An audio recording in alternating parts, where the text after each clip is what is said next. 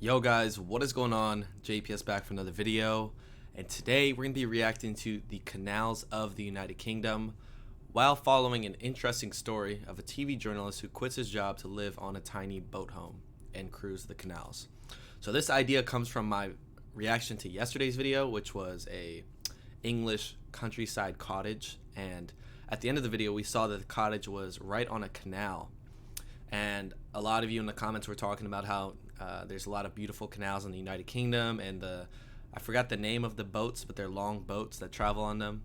So I thought this would be a great video. This is like the top ranked video when I search UK canals, to kind of not only get to know the canals, but also tie in a cool story to it. So hopefully everyone enjoys this video. I really enjoyed yesterday's video, and thanks for all the support on it. But yeah, smash that like button, smash the subscribe button, and let's get right into it.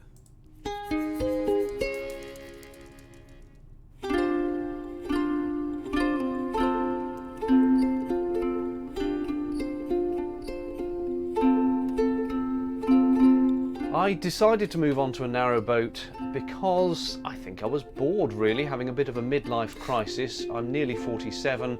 I'd been working in my same job for about 9 years, and although it's a job that many people would kill for, I was a local TV news reporter. Every day was different, it was all quite exciting, and yet somehow, after 9 years of doing it, it had all become a bit samey, and I was just a bit bored. I wanted something different in my life, so I decided to go the whole hog, sell my house, quit the job, buy the boat and live aboard and have a bit of an adventure.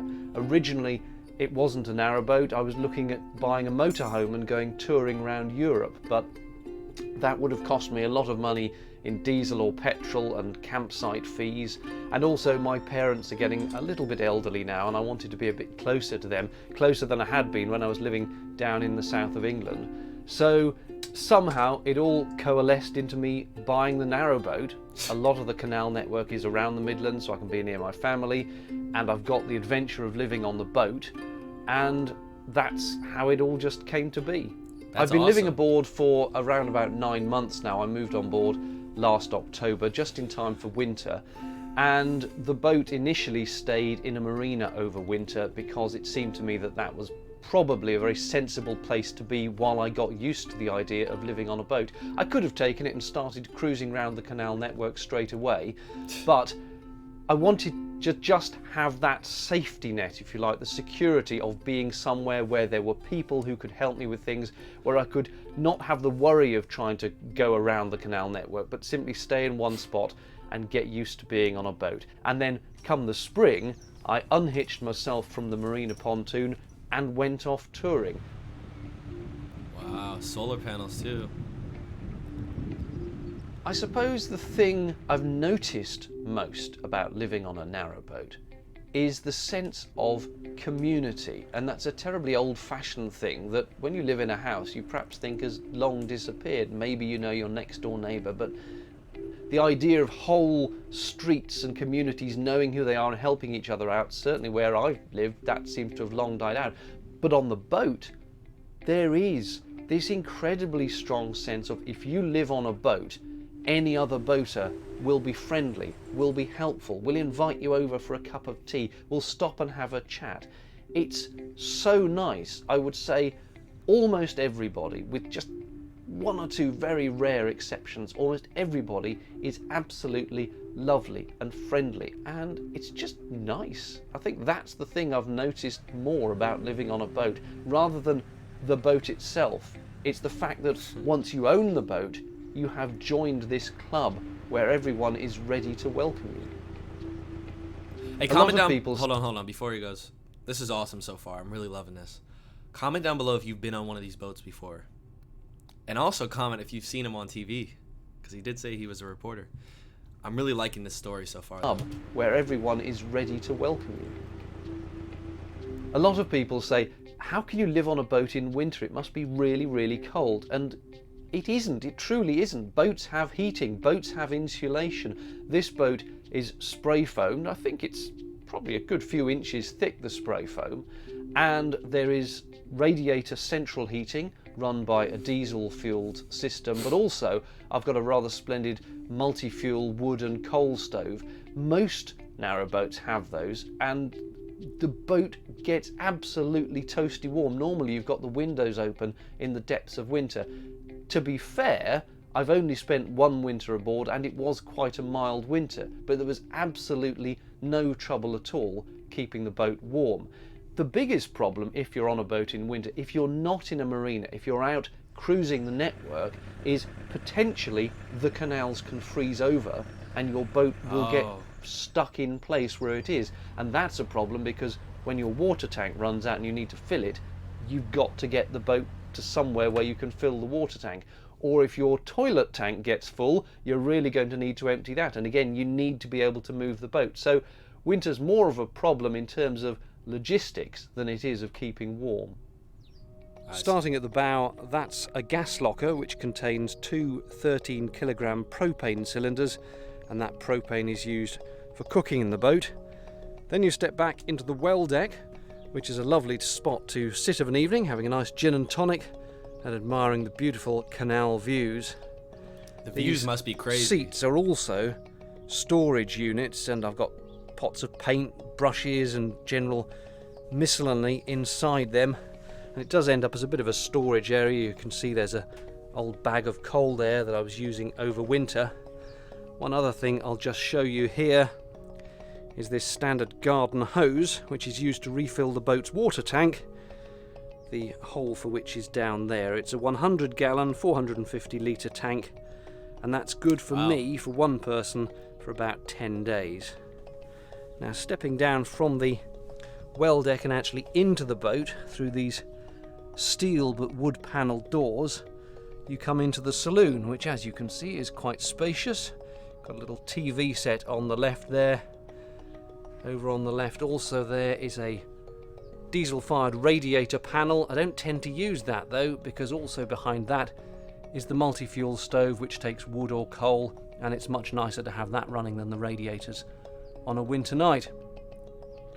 A couple of temporary chairs here. I am going to replace those with a sofa or something more comfortable, but at the moment they'll do the job. And just having a little look back there, there's some bookshelves and files and things for all the stuff you need in life, and a little coat hook as well. There are a few options for where you can tie up your boat if you want to do so long term. There are plenty of marinas around the canal network, and although they are expensive, they have many facilities. They've got gas, they've got electric, they've got water, they've got engineering facilities if you need any work done on your boat. So if you've got the money and you want to stay in the safety and security of a marina, that is one option. Alternatively, there are plenty of wharves and plenty of canal moorings where you're literally mooring up on the canal itself. The range of facilities varies enormously. From nothing, you can be pretty much in the middle of nowhere without even a water tap to fill up your tank from. Or you can have fully serviced facilities where you've got an electricity bollard outside that you can just plug your boat into. And again, the costs will reflect the facilities you have. But aside from all of that, the great thing about the canal network is you can stop pretty much anywhere you like for up to 14 days. It's not true absolutely everywhere, but for about 95% of the canals, as you're going along, if you find somewhere you like, you can stop. Just pull up to the bank, tie up to the bank, bank some ropes into the pins into the bank, tie up and stay there. You can stay there for 14 days and then you're expected to move on. So all sorts of options for where you can go. If you do just continuously cruise, obviously you have a somewhat tougher existence because you have no fixed point where you can keep a car or anything like that. But you do get the joy of seeing the entire canal network. I never had a problem moving from a house to a boat. I'm not somebody who hoards loads of things. My house was never chock full of stuff. I mean, yes, I had a nice, reasonably sized television and the odd electrical gadget here and there, but by and large my house was fairly empty. So when it came to moving onto a boat, it wasn't a big deal. It felt like quite a big exercise of donating stuff to charity shops, putting stuff on eBay, giving stuff to friends, but all in all, I don't think it was as big of a challenge as it would have been for many people. And now that I'm on the boat, I don't miss a single thing that I previously had in the house. Not one thing. I haven't sat here, oh, what have I done? I gave away the whatever. Everything I need is here on the boat. Narrowboat. Hold on, I got something to say. So, if I'm having a midlife crisis like he did, I'm definitely going to do something along these lines. But there's something he's leaving out, and that's that he's alone. If he had a family, a wife, and maybe 1 or 2 kids, this would not be possible. When you are in a confined space with a family, regardless of how much you love them, and this is from personal experience, things are going to get messy. I went on an RV trip last summer for about a week with my entire family, 5 of us, in a pretty decently sized motorhome. We toured the western states of the United States, and we'd done it a couple times in other regions of our country before. And when you get to around 3 or 4 days, things starting to get messy. You're just in each other's ways. It gets dirty. So I don't think this would be possible if you aren't like living alone. But living alone, it looks awesome. All right. Boating can be a challenge, but equally it can be quite simple. If you have a marina mooring and your boat is pretty much permanently there really aren't that many challenges other than the fact that you're living in a very long, thin, confined space. But if you're in that mooring environment where everything's provided for you, there's no real challenge. You've got water on tap, you've got electricity in a little bollard you can just plug into at the end. That's easy. If you go out continuously cruising the network, and I am licensed as a continuous cruiser, which means that you don't have a permanent home mooring, you just float about the network, then the challenges really are ones of logistics. You constantly need to be aware of how full your water tank is. You need to be aware of how full your toilet tank is. You need to be aware of whether your gas bottle is going to run out and how much diesel fuel you've got. These are not big things, but you do need to keep an eye on them, and you need to keep an eye on the map books so that you can look at it and think, oh yes, I need to get here within the next couple of days because there I can fill up my water tank. So it's a slight logistical challenge really that is you need to have at the back of your mind all the time. Actually living on board the boat is fine, there's no problem at all. In many ways it is like living in a house in terms of the facilities you have available to you. I've got telly, I've got the internet, and also I suppose completely unlike a house, you do need probably to learn a little bit about mechanics. It's not essential. There are emergency recovery organisations that will come and help you out if you have a crisis, but it is better if you can learn to do a little bit of DIY, a little bit of maintenance yourself, learn how to change the oil in the engine, change the filter, that kind of basic stuff which you wouldn't have to think about if you're in a house. But that said, it's all fairly straightforward. Most narrowboaters get on with it fairly easily, so I don't think there is as much of a challenge living on a boat as people might imagine. So going down the boat a bit further, on the side there, that's a little twin tub washing machine. It's good enough to do a few t-shirts and underpants and socks, that kind of thing. And we come into the galley, fully equipped. You've got a microwave there. You can also see a 4-burner hob running off that propane cylinder at the front. And then you've got a grill, and also underneath that there's an oven unit. To the right, a fridge with a tiny little freezer compartment that's really only good for a couple of ice creams. Plus, of course, loads of workspace, the sink, and lots of cupboards below for tins of food, things like that. Beyond that, a little L-shaped dinette area, and this does actually convert into a spare bed. You remove the table, move the cushions about, and you've got space for a little double bed there. Also underneath all these cushions, you can take them out, and there's storage units underneath as well, which is very handy. To the left, another of those diesel-fired radiators, and actually an electric one as well. That was just for emergencies over winter. Looking out from the dinette, you've got this side hatch. Wow, which look gives at you an that absolutely view. fantastic view of wherever you're moored up. And it's very pleasant to sit at the dinette of an evening, have a meal, and be looking out at the view. Let's go down the side of the boat. A couple of cupboards here, just for general purpose storage. It's going to get a bit dark, sorry about that. And into the bathroom area. You've got the sink there, It's again pretty storage spacious. under and above. A cassette toilet, basically a big plastic cassette that you have to take out every few days and empty. And there's a perfectly good sized shower in there, which does a very decent shower in the morning, although you do need to conserve the water, of course. The final room in the boat is the bedroom. It's a compact double, 4 feet wide, but perfectly enough.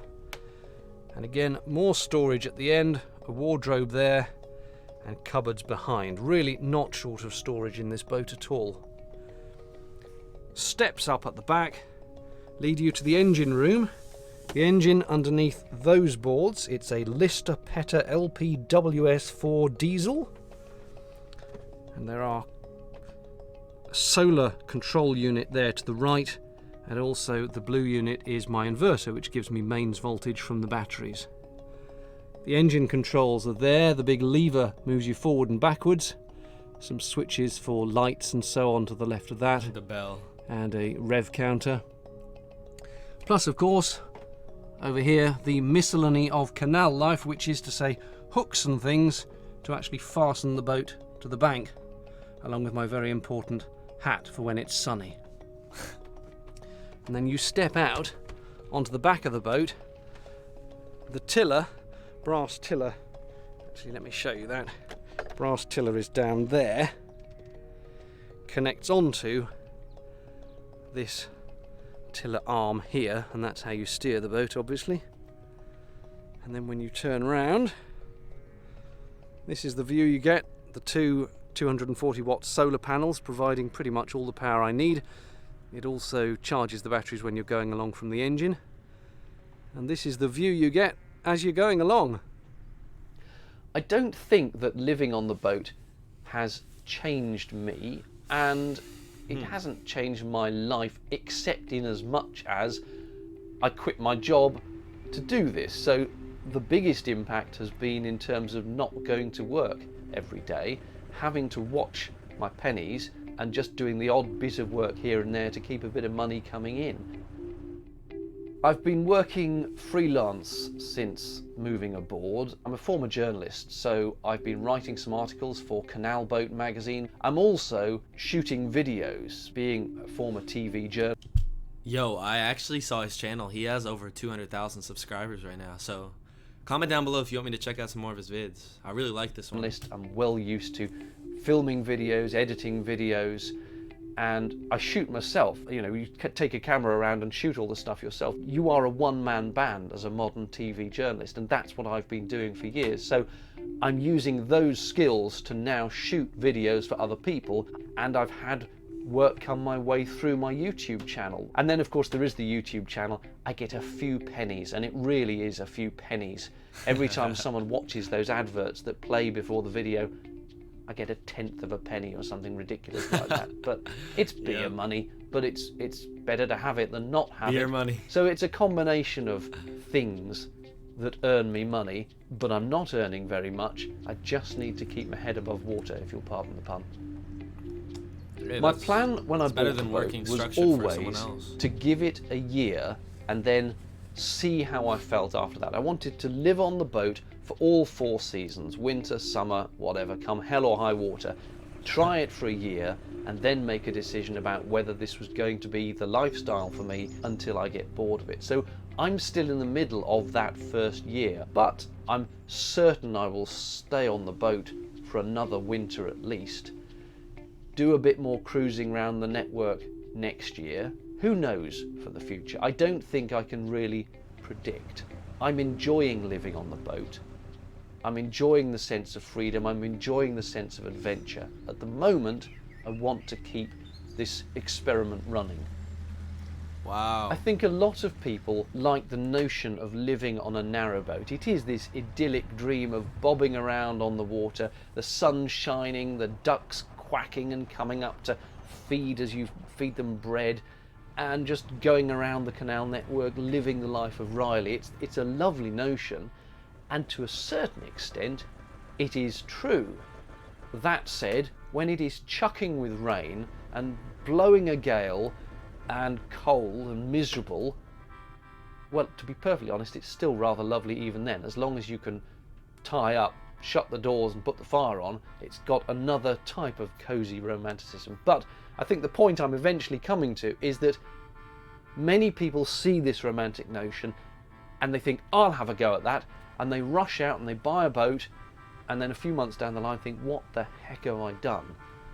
And all the advice is take your time, do some research, hire a boat, have a holiday on a boat for a couple of weeks, see if you like it. I totally failed to do any of that. I just bought the boat and went with it, and luckily for me it's worked out. But I would say, if you are thinking of doing the same, don't do as I do as I say. And that is, think about it, do your research, try it out first, and check that you can cope with living on a boat. But if you can, it's fantastic. Wow, dude, that was an amazing video. Really like this guy. That's his name. Yep, I told you at over 200K. Cruising the Cut. Make sure you go subscribe to him if you enjoyed that. I really enjoyed that video, so go show that guy some support. And I have a couple things that came to mind, especially towards the end, just about lifestyle and the future. And actually, I want to apply that to my life. So instead of like having a structured job, or doing the same thing for 10 years or blah, blah, blah, why don't you just go with the flow? And if you're happy with something, stick with it. And then once you get bored or you're not happy, switch to something else. That's exactly what he did. And I feel like had he stayed in that journalist position and not done something else, which he kind of, it's like a gut feeling. He probably was feeling that, like, I probably should switch things up. If he had not, I think he would have regretted that a lot down the line. So super happy for this guy that he's enjoying life on a small boat. It's not really small, long boat. And there's a ton of other things you could do with your life. A lot of, especially nowadays, I feel like the financial freedom has opened up. I mean, you can really make money anywhere, and there's so many different ways to do so.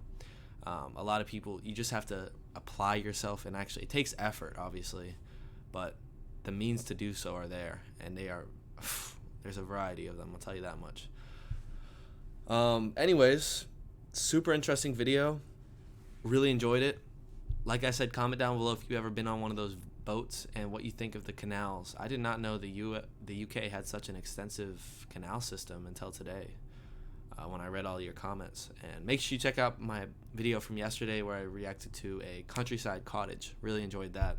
So maybe we'll start this trend where we do nature videos. See, I'm like this guy with my channel. You don't know what I'm going to do. I go to Europe, go to India, go to the canal. What's next? Maybe we'll go to space. I'm kidding. We're probably not going to go to space. Anyways, hit that like button, hit subscribe, and I'll catch you in the next one.